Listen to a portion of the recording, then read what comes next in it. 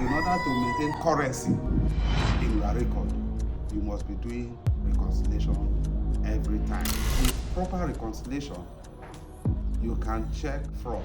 Reconciliation is for correction of the records. This is Odisal Associates. Today we are going to discuss an accounting concept. I'm going to discuss it based on my experience in the industry. It's not going to be what the book says, though I draw my experience from the book too. It may not be a formal way of discussing it, like what follows after this one, what follows after this one. As it comes up in my mind, that's what I'm going to discuss. I hope you will enjoy it and then it will add to your knowledge. The concept I'm going to discuss is reconciliation. It's an accounting term that is used by accountants, especially in practice. That is what accountants do. Reconciliation. In fact, it won't be exaggeration to say that the work of the auditor is mainly reconciliation. When I talk about reconciliation, most of us, our mind will cast to bank reconciliation immediately. But let me tell you the truth, bank reconciliation is just one of the reconciliations, and a very simple reconciliation at that. Because these are things that you already know. You have the cash book and you have the bank statement. And in business, accountants who are doing bank reconciliation, they don't have much problem in reconciling their bank with their cash book, their bank statement with their cash book. So I would say it's the smallest aspect of reconciliation that you can think of. Okay, if you look at the word reconciliation, it's also used in ordinary parlance. In fact, I think the accountant borrowed it from ordinary usage of the word reconciliation. Of course, when you reconcile, or when there is reconciliation, it means that you are bringing together two opposing parties in terms of reconciling people, making them to agree, or trying to bring together two opposing opinions so that they can agree in one. So when you have brought in the agreement, you said you have reconciled them. This is not far from what the accountant sees as reconciliation. It's actually the same thing. However, in the case of the accountant, we are talking about figures. We are talking about the resources of the business, which is the asset.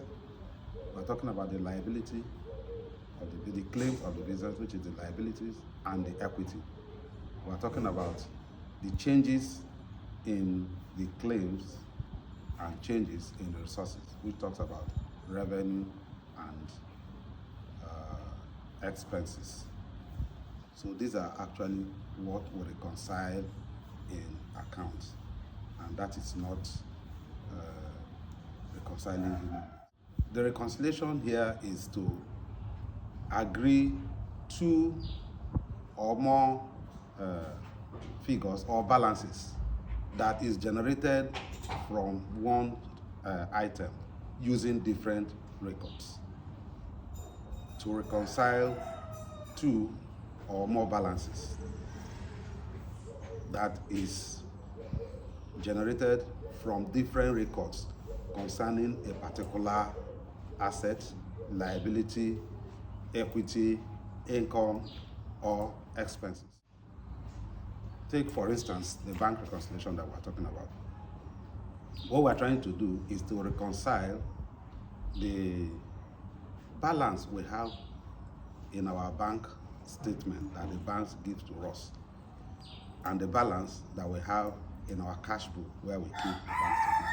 So you see, we're talking about the same item or the same thing or element of account, the bank balance. But this is the bank balance in our book and the bank balance that the bank gives us. So we always know that because of one thing or the other, there will be difference between what the bank gives us as our balance and what we record in our book. We are not talking about bank reconciliation here, so I'm not going to talk about all those things. It's when we want to discuss bank reconciliation that we're going to discuss all these things, so that I'll bring them out for you. In a reconciliation, because always, all the time, when there is a reconciliation, the balances or the figures that you are looking at will not agree. There will be a difference. If they agree, there will be no need for reconciliation. It is only when there is a difference that you reconcile. I also know that even though they agree, if you are working as an auditor, you still need to look at the records to see that there is nothing that is forced into the record that made the balances to agree. So that is another step of reconciliation, even though it is not actually reconciliation, but is to scrutinize the records that you have. So because of that, there will be items that brought about that disagreement. These items that brought about the disagreement between these two figures or these two balances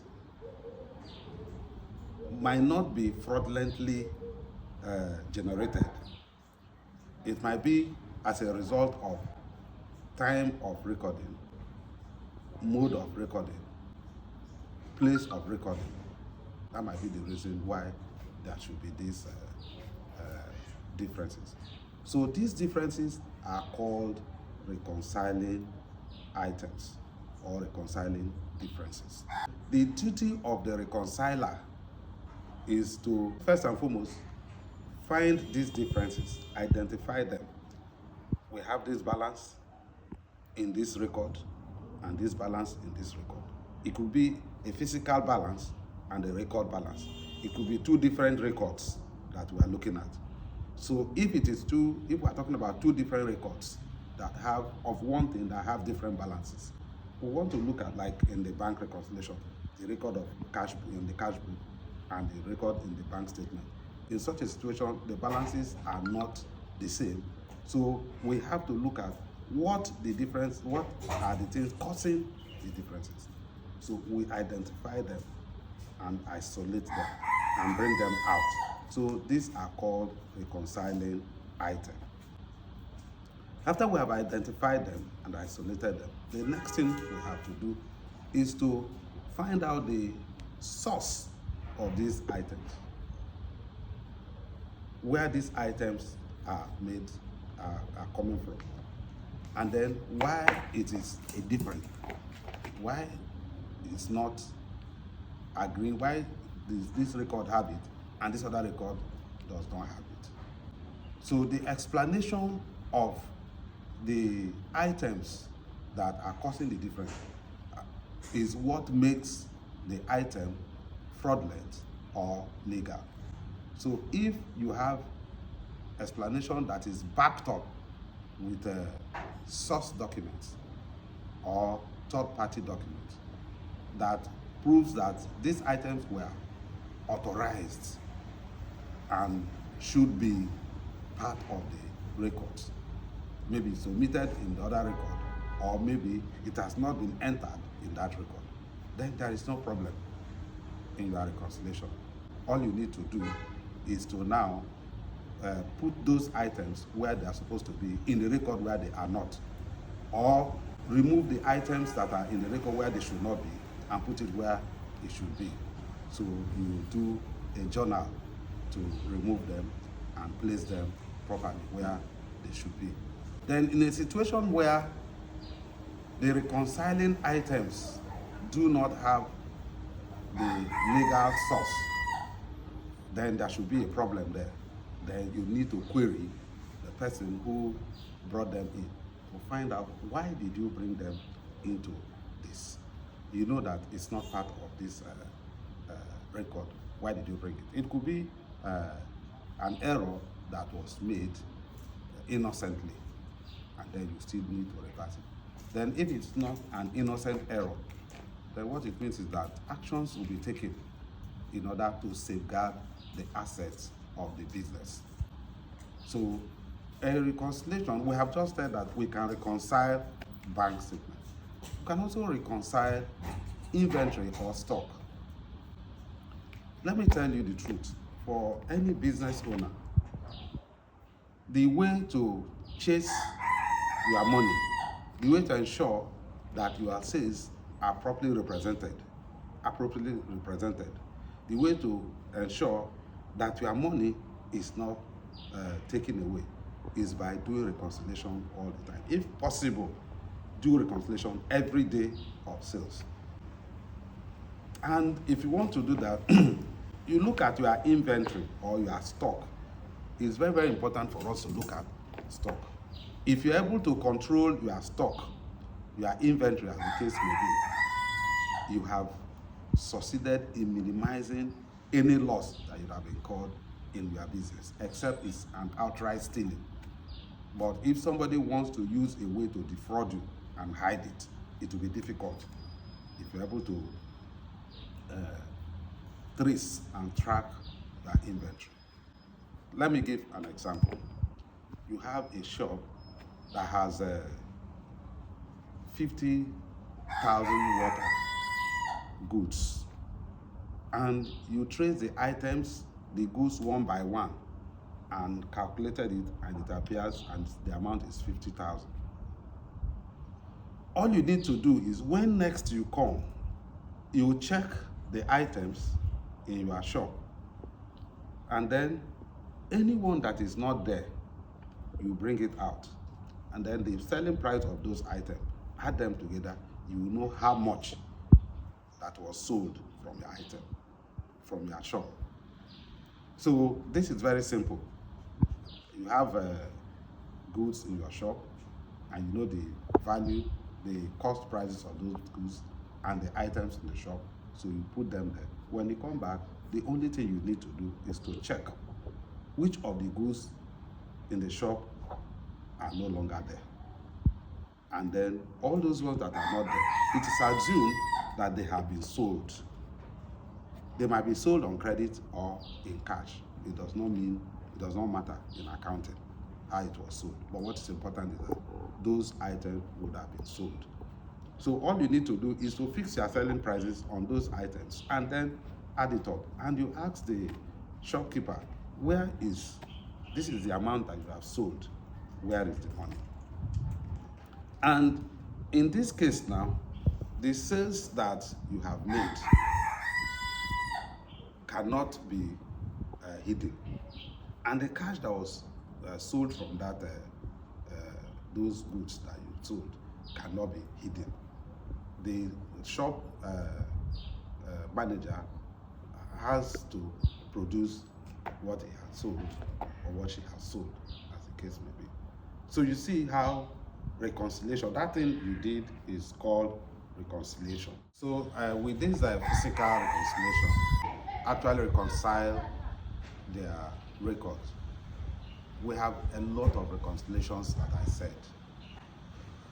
Like we can even talk about credit reconciliation. You are owing people, and then you want to know what you have in your physical record and what you have paid. Sometimes payment can be made but not reflected that payment was made. So in such a situation, you need to go to your bank statement, your cash book, to extract all the payments that you have made and all the credits that you took from your suppliers, and then you'll be able to know the actual balance. The same goes to receivables. You can also reconcile your receivables, the people that are owing you and the money that you have received. Sometimes some debtors can pay into the bank and you did not know. You are still carrying the amount as if this is what they're owing you when they have made payments. So in that case, you need to check your bank records and the payment that they have made For a group of companies, there is something we call intercompany balances, which most of the times do not agree. The records in one company don't agree with the record in the other company. So you do intercompany reconciliation. So like I said, what is reconciled is the asset, the liability, the capital or equity as the case may be, the expenses and the revenue that are kept in the record. It could be two records, physical goods and record that are kept. But what's important is that at the end of the day, reconciliation agrees these proposing or differences that will be generated. And it explains why there is difference. And reconciliation is able to make those differences. Reconciliation is able to remove those differences. With proper reconciliation, you can check fraud. With proper reconciliation, you can identify fraud. With proper reconciliation, you can keep your books straight. In fact, sometimes you can also check through reconciliation whether you are omitting anything or whether you have brought everything into the book.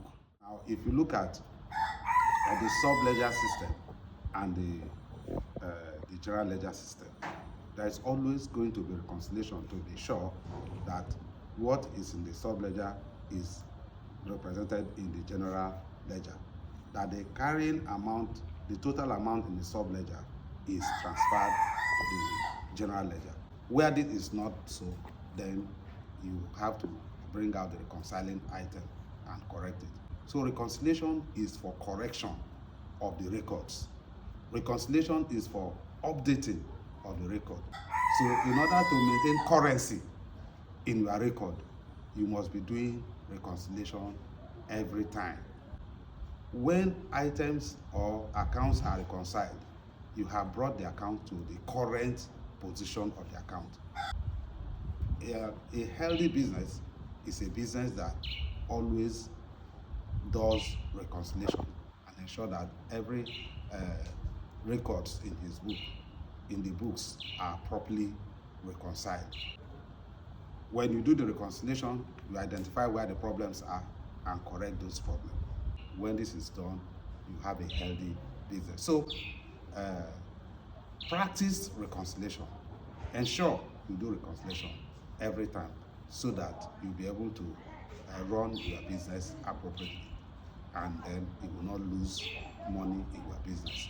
Your assets will be safeguarded and you bring down the liability to the actual level and not to the book level. The book level can be different from the actual level.